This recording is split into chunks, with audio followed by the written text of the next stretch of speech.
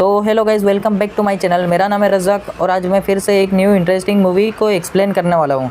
उससे पहले आप मेरे चैनल को लाइक और सब्सक्राइब ज़रूर कर देना। तो चलिए सीधा मूवी की ओर बढ़ते हैं। मूवी की शुरुआत होती है एक चाइना के पहाड़ी के विस्तार में, जहाँ एक लड़की एक आदमी से लिफ्ट लेकर जा रही थी। अचानक से उसके सीट के नीचे से एक हाथ मिलता है और उससे पता चलता है वो सीधा सा दिखने वाला लड़का एक सीरियल किलर होता है। और तभी उसने कार रोक दी और उसे तेज़धार हथियार से उसे मार डाला।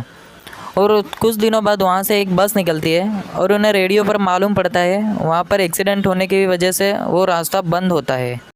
अब बस के ड्राइवर टोनी ने कच्चे रास्ते की ओर बस मोड़ ली।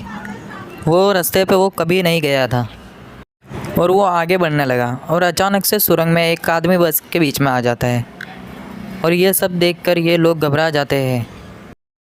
तभी वो आदमी पैसेंजर बनके बस में चढ़ गया और ली ने यहाँ पेपर में देखा कि ये एक वांटेड क्रिमिनल है, लेकिन वो बिना बात खतरा मोड़ नहीं लेना चाहता था, इसलिए उसने कुछ बोला नहीं। अब ये लोगों को 20 मिनट हो चुकी थी, अभी भी ये लोग सुरंग में ही। टोनी जानता था कि देश की सबसे बड़ी सुरंग को भी पार करने में सिर्फ 10 मिनट लगती है, पर ये यहाँ से पार नहीं कर पाते, इसलिए ये फैसला लेते हैं रिटर्न वलने का। लेकिन फुल स्पीड में 30 मिनट चलने के बाद भी वो शुरुआत तक पहुंच ही नहीं रहे थे। ये एक अंधेरी सुरंग थी जिसका कोई अंत नहीं था। सब डर कर बस से नीचे उतर गए। अचानक जिंग को अपना फोन जमीन पर पड़ा दिखा, जो उससे गलती से सुरंग की शुरुआत में गिर गया था। अब ये साफ हो चुका था कि ये कोई आम सुरंग नहीं है। ली ने आगे बढ़कर कहा कि उन्हें चलकर बाहर का रास्ता ढूंढना चाहिए, लेकिन घना अंधेरा होने की वजह से वहाँ कोई भी आसानी से गुम हो सकता था। इसलिए जिंग ने उसे अपना ऊन का गोला दिया। ली एक हिस्सा लेकर आगे बढ़ने लगा और दूसरा हिस्सा वांग नाम के एक दूसरे पैसेंजर के पास था। तभी सुरंग वाले अनजान आदमी ने कहा कि वो भी ली के साथ चलेगा। उस आदमी का नाम चियान है। कुछ देर बाद वहाँ धुंध पड़ने लगी और बस के लोगों को दूर से 2 आदमी उनकी तरफ आते दिखाई दिए। सब उनका सामना करने को तैयार थे, लेकिन ये कोई और नहीं बल्कि ली और चियान ही थे। वो सुरंग बिल्कुल सीधी थी, लेकिन फिर भी न जाने कैसे लोग घूमकर एक ही जगह पहुँच जाते थे। अब वो फंस चुके थे, इसलिए ली ने सारी खाने पीने की चीजें सभी लोगों में बांट दी। अब चारों आदमी फिर से रास्ता ढूंढने निकले, जबकि औरतें और बच्चे बस में ही रुक गए। थोड़ी देर बाद जिंग ने देखा कि सिर्फ 30 मिनट में ही उनकी बस पर धूल जम चुकी थी। घबराकर उसने सबको उठाया और बस से बाहर ले आई। उधर चारों आदमी भी एक बार फिर से वहीं पहुंच गए। टोनी ने देखा कि उनका खाना भी एकदम सड़ चुका था। इसका मतलब ये था कि इस भूल भुलैया में समय भी असली दुनिया के मुकाबले ज्यादा तेजी से बढ़ रहा था। उन्होंने बस में देखा तो उन्हें पूरी सुरंग का एक नक्शा दिखाई दिया, जो न जाने कौन वहाँ पर रखकर चला गया था। ली ने नक्शा समझने की कोशिश की, लेकिन उसी वक्त लाइट चली गई और अचानक ली भी गायब हो गया। वहाँ खून के निशान थे, जिसका पीछा करते करते सब एक खोखली दीवार तक पहुँच गए। उसे तोड़कर वो एक अजीब से कमरे में पहुँचे, जहाँ बहुत से गुम हो चुके लोगों की तस्वीरें थी। वहाँ पूरी जगह का इंजीनियरिंग डायग्राम पड़ा था। उसके मुताबिक यहाँ कुल मिलाकर 6 सुरंगें थी जो आपस में जुड़ी हुई थी। चियान ने हिसाब लगाया कि बाहर निकलने के लिए उन्हें 6 की 6 सुरंगों को पार करना होगा।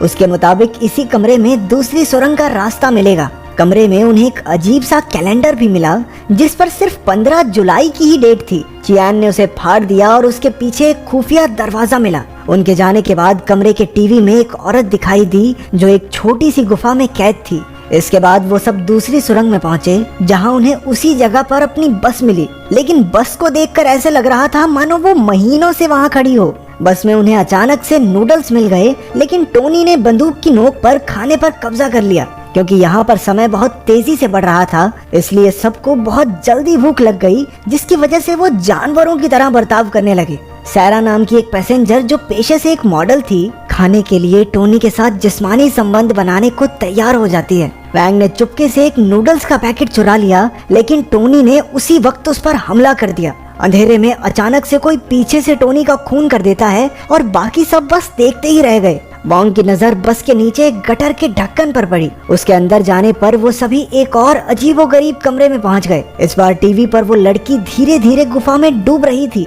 ग्रुप को एक बार फिर वही कैलेंडर दिखा, जिसके पीछे एक और खुफिया दरवाजा था। उसे पार करके अब वो तीसरी सुरंग तक पहुंच गए थे। ये सुरंग पहले से बहुत अंधेरी और सुनसान थी। यहाँ भी बस मौजूद थी, लेकिन उसमें सांप भर चुके थे, मानो बस वहाँ सालों से खड़ी हो। अचानक वैंग ने बंदूक निकाल ली और कहने लगा कि जब जब कोई मरा है, उन्हें खुफिया रास्ता मिला है। इसलिए यहाँ से सही सलामत बाहर निकलने के लिए अगर उसे उन सबकी जान भी लेनी पड़े तो वो ले लेगा।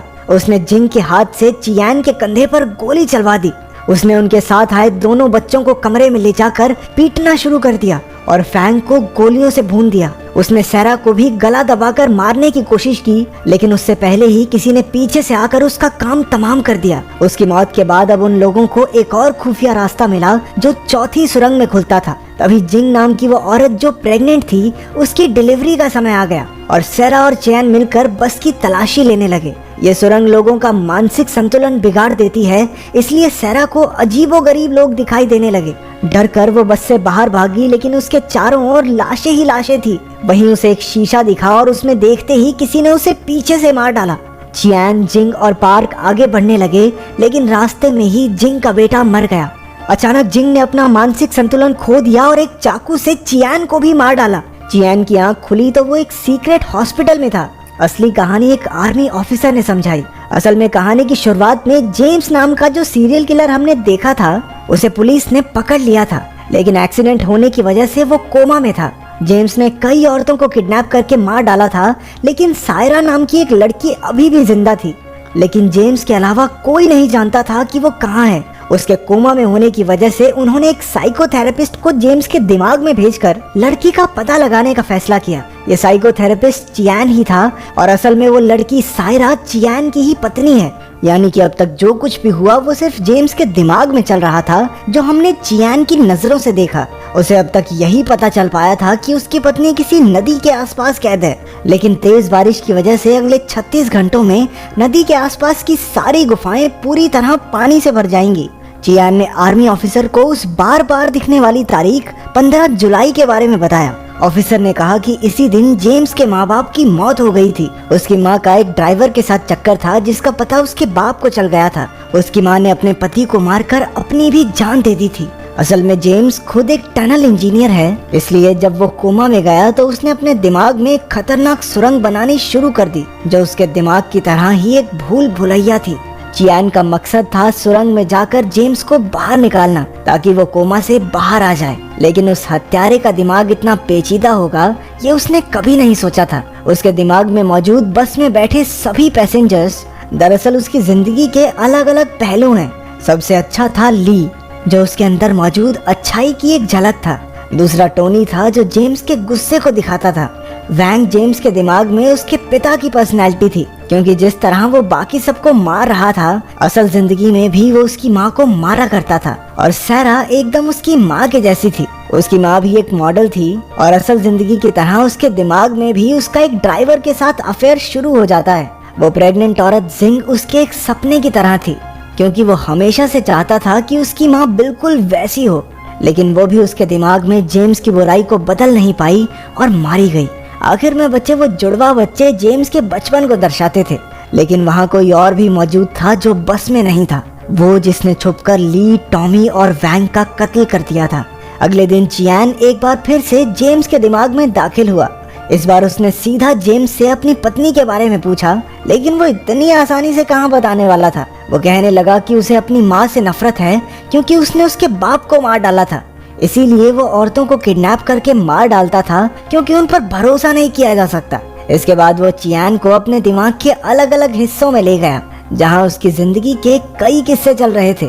चियान ने जेम्स के नादान बचपने से भरे हिस्से पार्क से बात करनी चाहिए, लेकिन उसकी बहन फैंग ने उसे सायरा का पता बताने से रोक दिया। इसके बाद चियान एक सिनेमा हॉल में पहुंचा, जहां आखिरकार उसे सुरंग में हुए कत्ल करने वाला आदमी मिला। ये कोई और नहीं बल्कि चियान खुद ही था। इसका मतलब था कि जेम्स का दिमाग इतना शैतान था कि जो भी उसमें झांकता वो खुद भी एक कातिल की तरह सोचने लगता। शैतान चियान ने बताया कि वो सायरा को बचाना नहीं चाहता, इसीलिए उसने एक एक करके सुरंग में सबका खून कर दिया और नए जन्मे बच्चे को भी मार डाला। इसके बाद वो असली चियान को एक अंधेरी जगह पर ले आया, जहां उनका आखिरी मुकाबला होगा। जल्द ही जबरदस्त लड़ाई शुरू हो गई, लेकिन जैसे ही असली चियान जीतने वाला था, एक और शैतान चियान वहां आ गया, जिसका सीधा मतलब ये था कि शैतान कभी मरेगा नहीं। उधर बारिश काफी तेज हो रही थी और पानी अब सायरा की गर्दन तक पहुंच चुका था। तभी असली चियान के दिमाग में एक आइडिया आया। अगर वो अपनी जान दे दे तो उसके साथ साथ उसकी बुराई भी खुद ब खुद मारी जाएगी। उसका प्लान काम कर गया और जेम्स के दिमाग से बुराई का नामो निशान मिट गया। इसके साथ ही हॉस्पिटल में जेम्स कोमा से बाहर आ गया और उसने तुरंत पुलिस को सायरा का पता बता दिया। आखिरकार सायरा को तो एन मौके पर बचा लिया गया, लेकिन चियान कभी नहीं उठा और ये सुरंग हमेशा के लिए बंद हो जाता है। मूवी यहीं फिनिश हो जाती है।